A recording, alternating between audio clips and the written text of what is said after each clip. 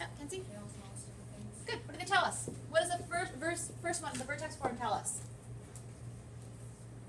Kenzie? The vertex is H and K. What do we have to remember to do when we're taking the vertex out of that equation? Rachel? You have to switch the H value. So if it's Change negative, it will be positive. the sign. Good. How about factored form? What does that tell us? Yeah. The zeros. The zeros, the roots, the x-intercepts, same thing. Roots, zeros, x-intercepts. And those are R and S. And for both of those values, we have to change the signs as well. Remember, when things are in the brackets, we change the signs. Now we have standard form. What's that one for? Somebody new. What does that give us? Spencer's had a hand up? Something's a little awkward. What? Good.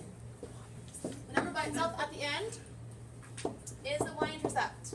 It's the c value. So this is important. In here we care about the k and the h. And in here we care about the r and the s. Obviously in all of the equations, A tells us if it opens up or down, which means it has a max or a min. It tells us if it is stretched or compressed. All of that stuff. So this gives us our direction, which tells us if there's a max or a min. It gives us our stretch or compression.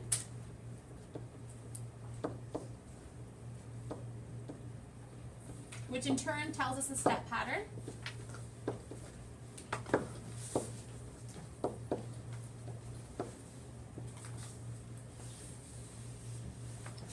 What else does A value tell us? That's pretty much it, right?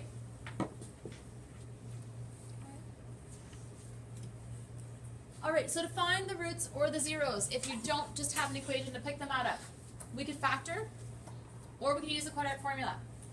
And we learned a bunch of different methods of doing those. So I think what we're going to do with this is we're going to section it off. And I'll just give you one example of each.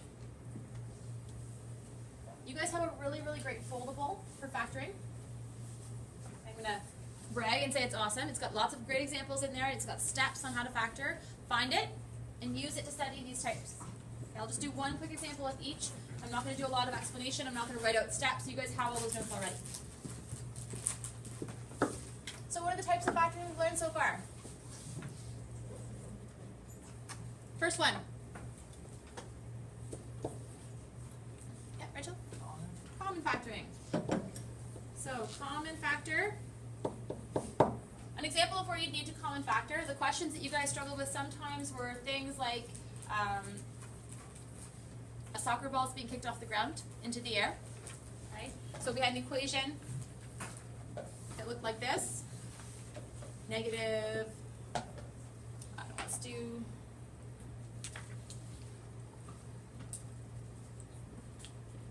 negative 3x squared plus 12x. What's the greatest common factor? Oh, yeah, 3x. If I put 3x in front of the bracket, what will go in the bracket?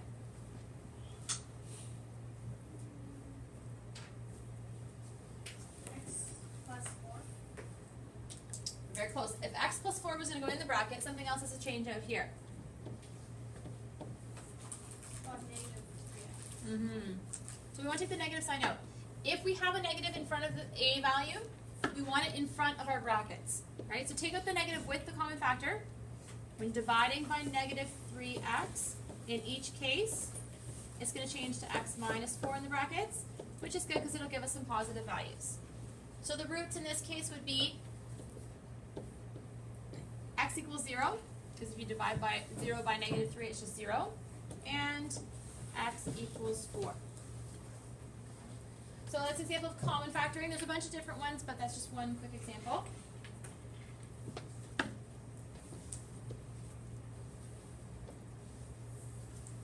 Let's do difference of squares next. Two terms. It's called a difference of squares.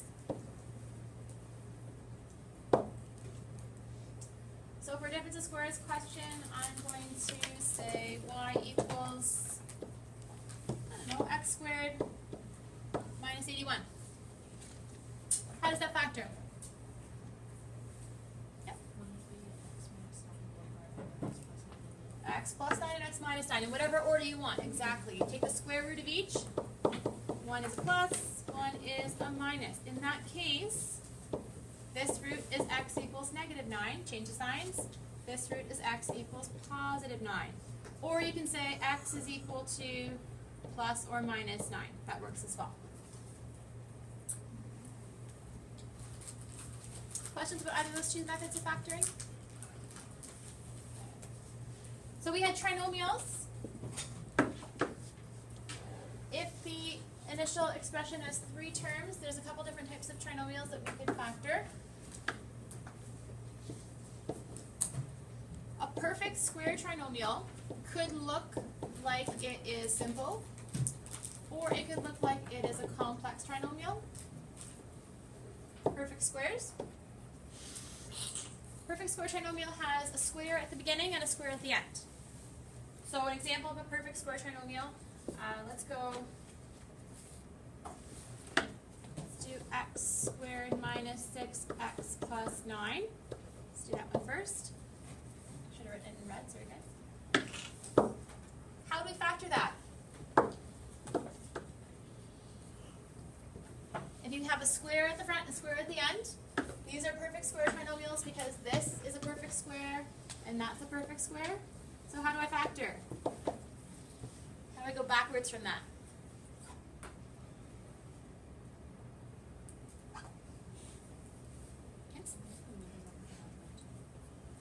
Ooh, I like it. She's using the complete square. You're absolutely right. It is the middle number divided by 2. Yeah. You could do that. You could also take the square root of each of the terms. Right, when you check that middle term, x times 3, which is 3x, times 2 should be 6x. This sign goes right there, and it's squared. The negative 3 is half of negative 6. She took that from completing the square, and that works as well. You could also have a perfect square trinomial that is a complex, or looks complex. For example, 4x squared minus, I'll do plus actually, plus 12x plus 9. Looks like a complex trinomial, but the first and last terms are still perfect squares. So it works in the exact same way. Get the square root of the first term, which is 2x, square root of the last term, which is 3, and double check. 2x times 3 is 6x. That doubles to 12. So the plus sign goes here, and it's squared. What are my roots in this example here? What's my x-intercept? If it's y equals x minus 3 squared.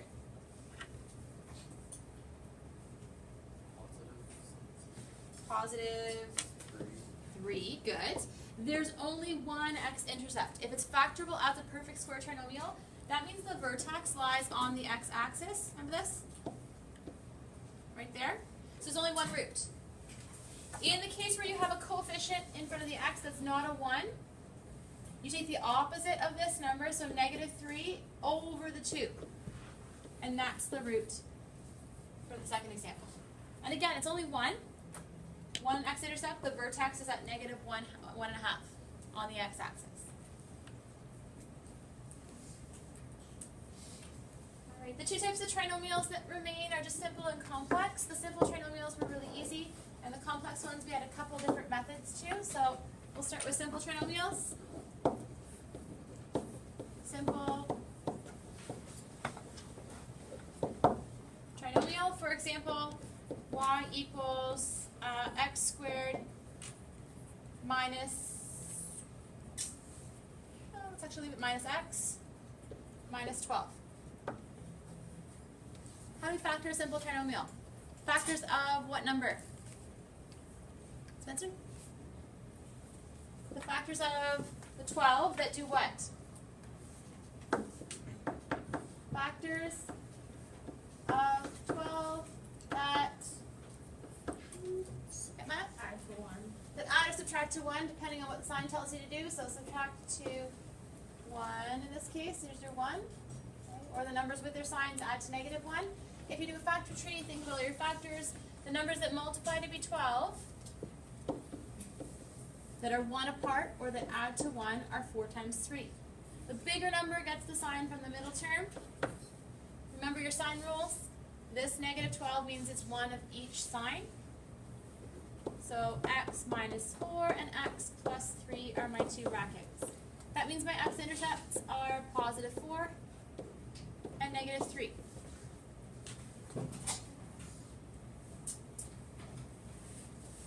Questions with simple trinomials? Or perfect squares? Very last one, complex trinomials.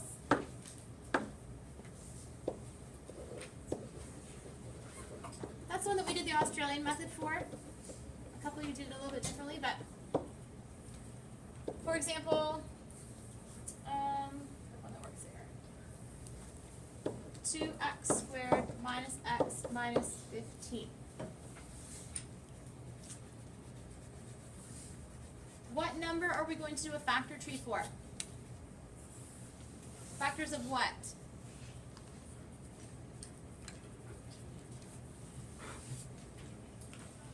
Remember, there's something different about complex.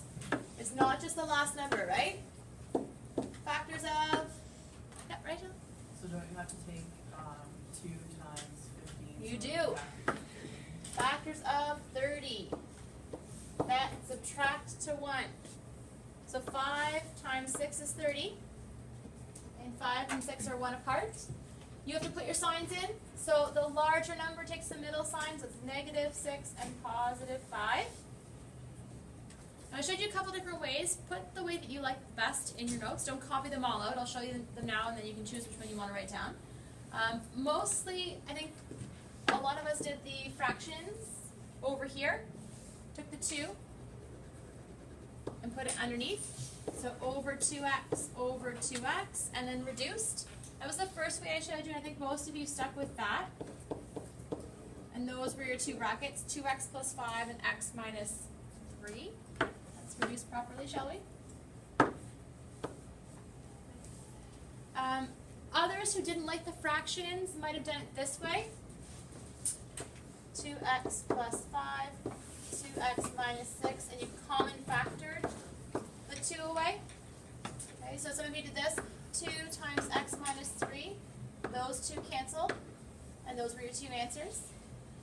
I don't know if I showed you this last way. I think I did eventually later on in the unit, but I saw somebody do this in one of my grade 10 classes, and I thought it was really neat. They took these 2 numbers and put them in brackets. So x plus 5, x minus 6, and they put their 2 under here. And then if it could be reduced, they reduced it, and if not, the 2 got moved in front of the x. It was kind of neat too. So whichever way you guys like, write it down. Pick a method. Jot down the example. They're all the same answer, so it doesn't matter. But make sure that you're checking your final answers. So 2x times x is 2x squared, and the 5 times negative 3 is negative 15. If you want to check completely by using FOIL, you can. But if you check the first and the last, it's generally enough. So or this, or that, they all work. Okay, so the answer here was 2x plus 5, x minus 3. And the roots would be negative 5 over 2 and positive 3.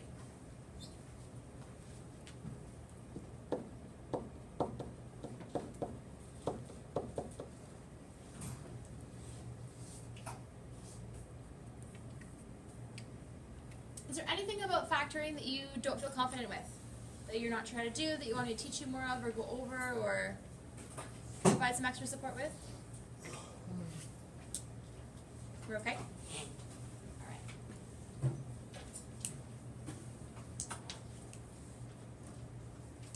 Sorry guys, lots of talking today, but Friday won't be talking at all. Friday will be up and moving.